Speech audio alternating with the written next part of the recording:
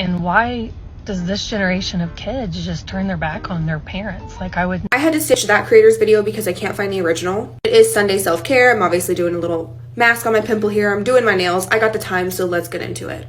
Basically, if you don't know what that lady's talking about, she's saying, I don't understand how kids these days are so entitled and can cut off contact from their parents, and that she would never treat her parents that way. Now, I'm currently in the middle of a very difficult and complicated situation with my family. If you saw my Christmas video, you know what I'm talking about. So I feel like I can speak on this topic from experience.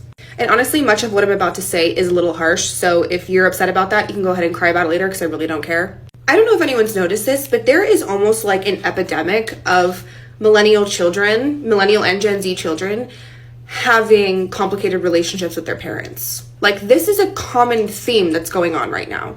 I'm not a parent, and I honestly don't know if I ever intend to become one, but the biggest issue that I'm noticing with these parent-child relationships that we're seeing on TikTok, similar to the one that this woman is referencing, is that a lot of these parents, particularly boomers, feel like their children owe them something. And they feel like because they raised them and put food on the table, put a roof over their heads, clothed them, bought them toys as a child, they feel like their children owe them something later on in adult life. And before I even continue this, let me say I am not at all talking about those spoiled ass little bratty ass kids who, when they get cut off at 25, they throw a fit with mommy and daddy. I'm not talking about those kids. Obviously they exist.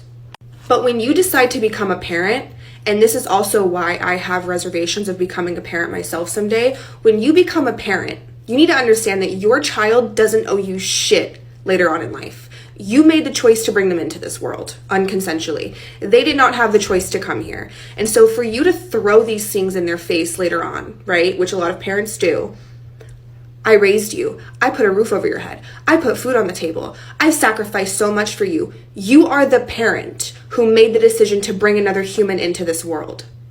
And providing for and protecting a child is exactly what you do as a parent. Those are not things that your child needs to repay you for later on in life. You may have done the absolute best to your ability to parent and raise your child, but that also doesn't mean that you haven't contributed to their trauma.